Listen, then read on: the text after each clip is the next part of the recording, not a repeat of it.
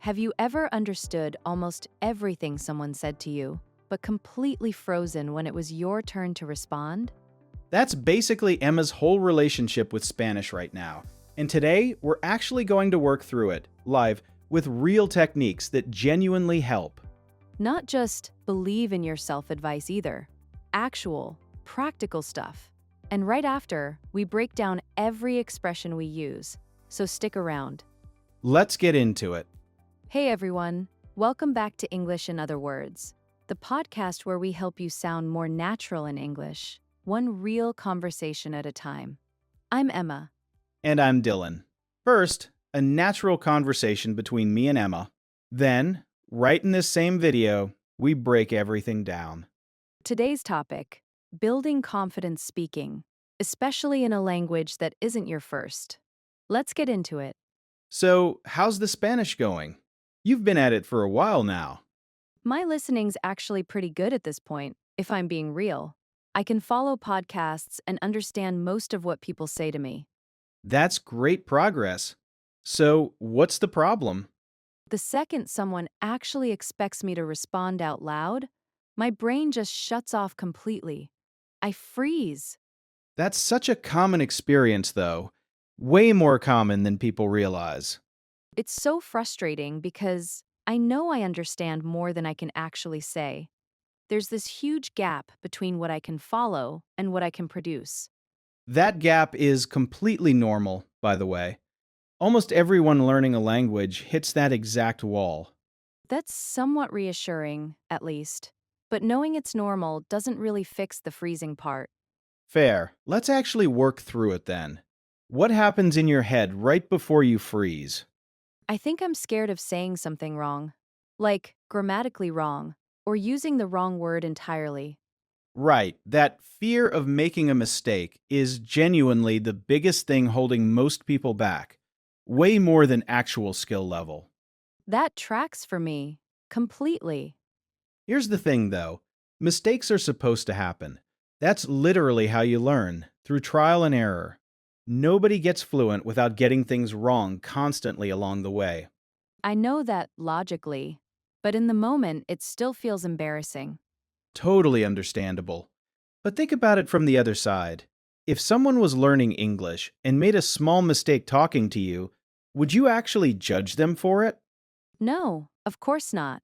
I'd probably think it was kind of endearing, if anything. Exactly. So why would anyone judge you that harshly for the same thing? That's a really good point. I don't think I've ever flipped it around like that before.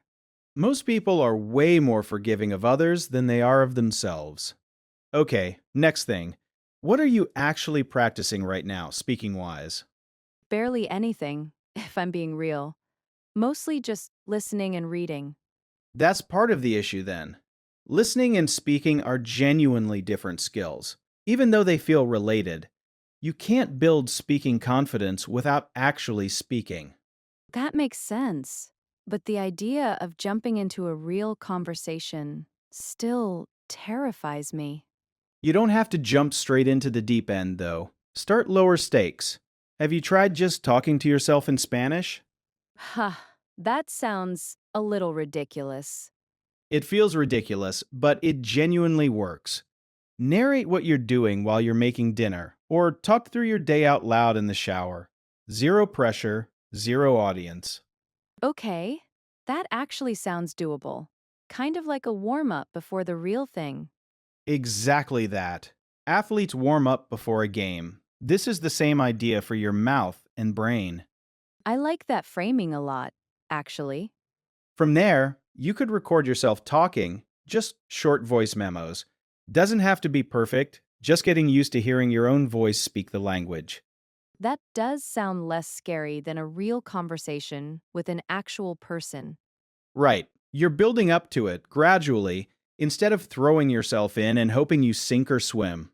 That gradual approach makes a lot more sense than what I've been doing, which is basically nothing. No judgment there. Most people default to just consuming content because it feels productive without the discomfort. But at some point, you do need to get your feet wet with an actual conversation. That's the part I keep avoiding Entirely. What specifically about a real conversation scares you the most? Drawing a total blank, if I'm being real. Like, mid sentence, just nothing coming to mind. That happens to everyone, even in your first language sometimes. The fix isn't avoiding it, it's having a plan for when it happens. What kind of plan? A few go to phrases for exactly that moment. Something like, how do you say? Or, what's the word for? So you're not just standing there in silence. It keeps the conversation moving even when your brain blanks. Oh, that's smart. Having an actual script for the panic moment instead of just hoping it doesn't happen. Right, and native speakers do that constantly too, in their own language. It doesn't sound as awkward as you think it will. That's reassuring. What if I genuinely can't think of a word at all, though? Describe around it. If you can't remember the word for something, describe what it does or what it looks like instead. People will usually understand or help fill in the gap. That's such a practical trick. I've never thought about just talking around a word I don't know. It's a real skill, and it gets easier the more you practice it.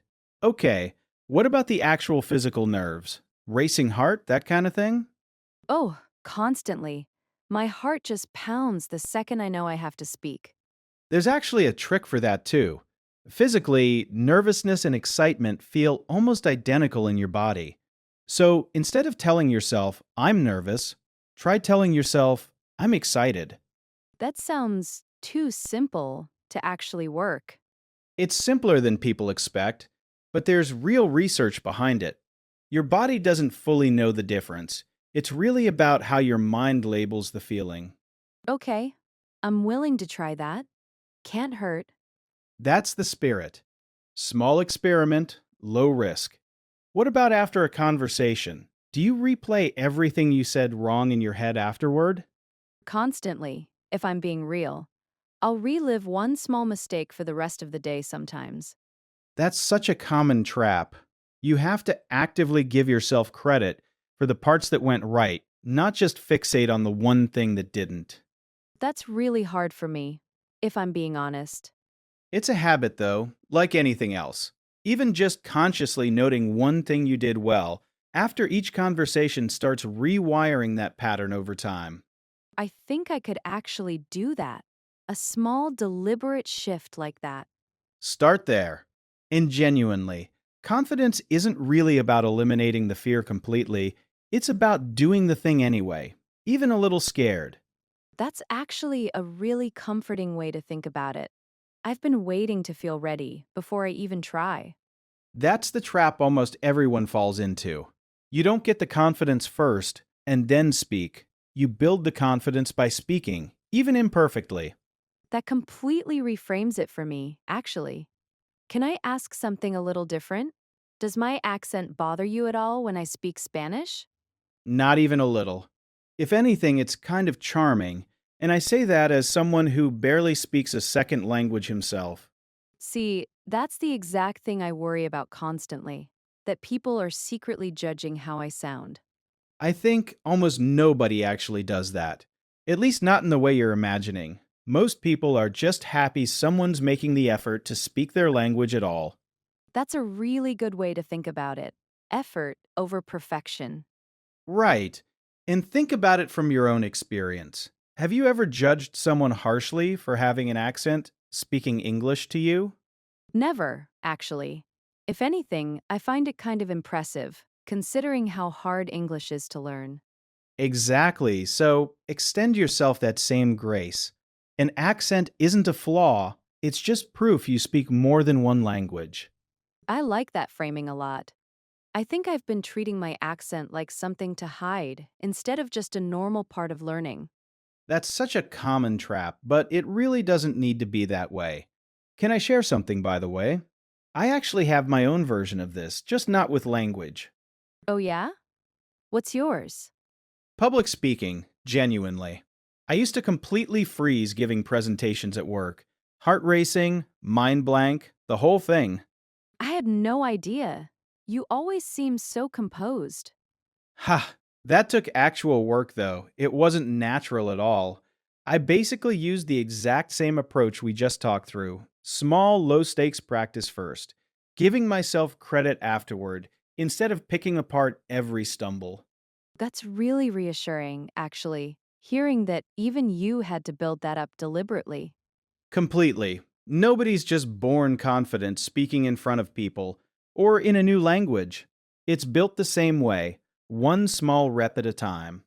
That makes this feel a lot less like something uniquely wrong with me. It really isn't.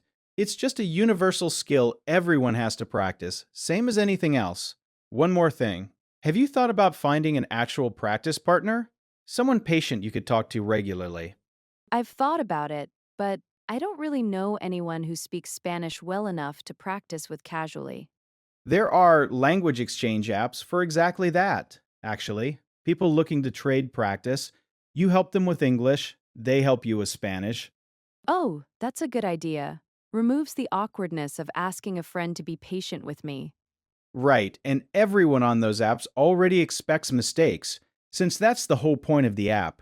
Way less pressure than a random real life conversation. That actually sounds like a really approachable next step, once I'm past the talking to myself phase. Perfect stepping stone. All right, I think we've built you a pretty solid plan here. We really have. What would you actually lay it out as, step by step?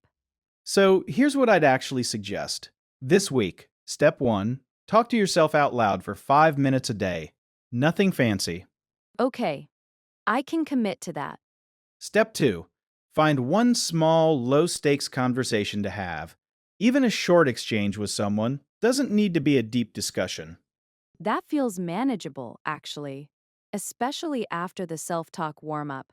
And step three, whatever happens, give yourself credit afterward instead of picking it apart.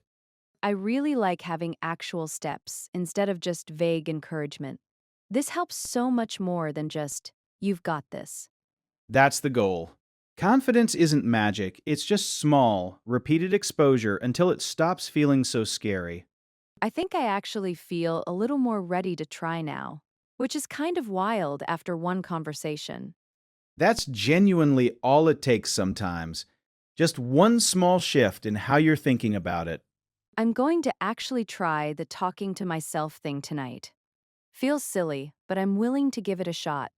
Report back. I genuinely want to know how it goes. I will. Thanks for actually walking through this with me instead of just telling me to relax. Anytime. Seriously, you're going to be fine. You just needed a plan more than encouragement. That's precisely what this was. Okay, be honest. Did you actually try the talking to yourself thing? I did. Felt so weird for the first minute, narrating myself making coffee in Spanish. But by the end of 5 minutes, it felt way more natural than I expected. That's great. Most people give up right at that awkward first minute. I almost did, if I'm being real. But I remembered what you said about it being a warm up, so I just pushed through the weirdness. Did you get to the low stakes conversation part, too? I did, actually. My neighbor's from Argentina, so I just said hi and asked how her day was going in Spanish, instead of defaulting to English like I usually do. How did that go? Better than I expected. I did draw a blank once, right in the middle, but I used one of those go-to phrases you mentioned. Just asked how to say the word I was missing, and she told me, and we just kept going. See? That's the scenario we talked through. Almost word for word. And it worked. It really did. It wasn't perfect. I definitely made a couple mistakes, but nobody seemed to care at all. Nobody ever really does. That's the part people don't believe until they experience it themselves. I'm starting to actually believe that now. After trying it, Did you give yourself credit afterward, like we talked about? I tried to, though my brain immediately wanted to replay the one word I forgot instead. That's completely normal at first. That habit takes a little repetition to actually shift. That's fair. I did catch myself doing it, though, which felt like some progress at least. That's real progress. Just noticing the pattern is half the battle. I'll take it. I think I actually want to keep doing this. The 5 minutes of talking to myself, and then one small conversation. That's such a good routine to build. Doesn't need to get bigger fast, just consistent. Right. Small and consistent beats. Occasional and intense, probably, based on everything else we've talked about on this show. Huh, true. That pattern keeps coming up no matter what we're talking about. It really does. Anyway, thank you again, genuinely. I feel like I have an actual plan now, instead of just vague anxiety about the whole thing. That's exactly what I wanted to hear. Keep me posted on how it goes this week. Will do.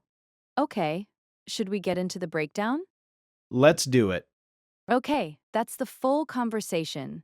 Now let's break down everything you just heard. Every expression, one by one, with an extra example for each, so you can start using them yourself. Let's get into it. 1. Step out of your comfort zone, Dylan said. The general idea of trying something outside your comfort zone. This means doing something unfamiliar or uncomfortable, rather than staying with what feels safe and easy. Example. Learning a language forces you to step out of your comfort zone constantly. Here's another way to use it. Moving to a new city really pushed me out of my comfort zone. 2. Trial and error, Dylan said. That's literally how you learn, through trial and error.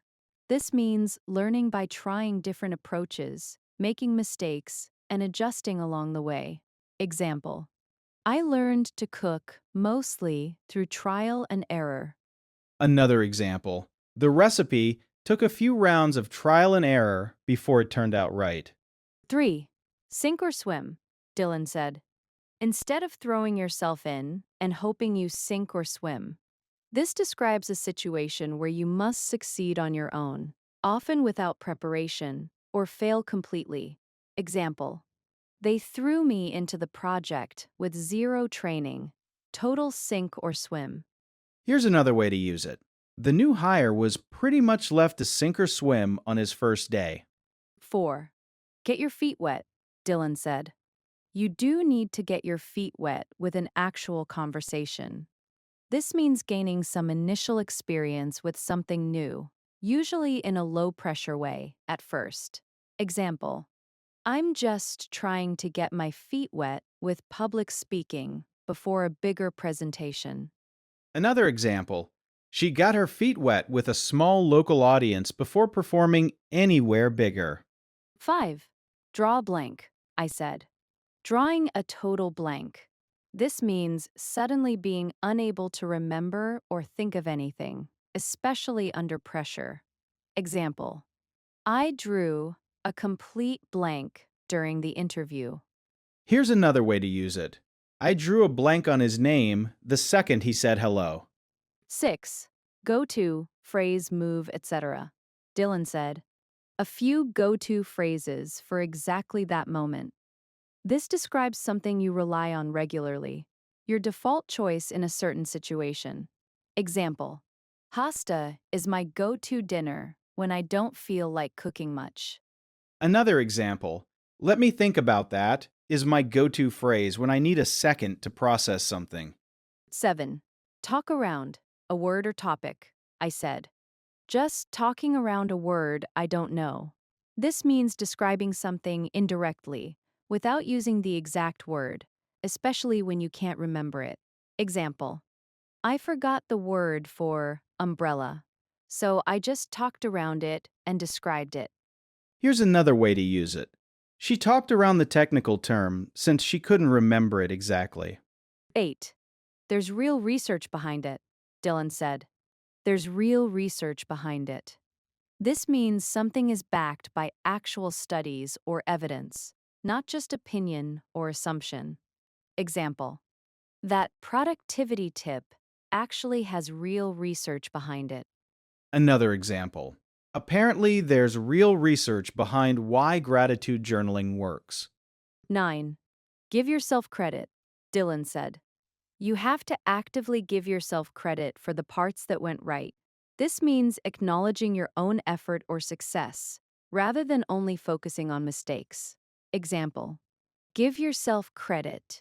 You handled that really well overall. Here's another way to use it. You finished the whole project on time. Give yourself some credit. 10. Fixate on something, Dylan said. Not just fixate on the one thing that didn't. This means focusing obsessively on one particular thing, often something negative, to the exclusion of everything else. Example: try not to fixate on the one mistake in an otherwise great presentation. Another example. He fixated on the one bad review instead of all the positive ones. 11. Rewire, a pattern or habit. Dylan said, starts rewiring that pattern over time. This means changing an established habit or way of thinking, especially gradually. Example: it takes time to rewire old habits, but it's possible. Here's another way to use it. Therapy helped her slowly rewire how she reacted to stress. 12. Build something by doing it. Dylan said, you build confidence by speaking, even imperfectly. This describes developing a skill or quality through repeated action, rather than waiting until you feel ready. Example: you build discipline by showing up, even on days you don't feel like it. Another example. You build trust by following through, not just by saying the right things. 13. Low stakes, Dylan said. Find one small, low-stakes conversation to have. This describes something with little risk or pressure attached, where mistakes don't have serious consequences. Example: start with low-stakes conversations before a big presentation. Here's another way to use it. We kept the first team meeting pretty low stakes to ease everyone in. 14. Pick apart, Dylan said. Give yourself credit afterward instead of picking it apart. This means criticizing or analyzing something very closely, often too harshly. Example: try not to pick apart every little thing you said. Another example. He picked apart his own performance for hours after the game. 15. Report back, Dylan said. Report back. I genuinely want to know how it goes. This means returning to share information or an update after doing something. Example: try the new restaurant and report back on how it was. Here's another way to use it. Go talk to him and report back on what he said. All right, quick rapid-fire quiz before we wrap up. I'll give a mini definition. You guess the expression. Ready? Ready. Hit me. Number 1. Learning by trying, making mistakes, and adjusting. Trial and error. Nice. Number 2. Gaining initial experience with something new, low pressure at first. Get your feet wet. Number 3. Suddenly unable to think of anything, especially under pressure. Draw a blank. And last one, describing something indirectly because you can't remember the exact word. Talk around it. Did I get them all? 4 for 4. Nicely done. All right, that's it for this one. A real plan, not just believe in yourself.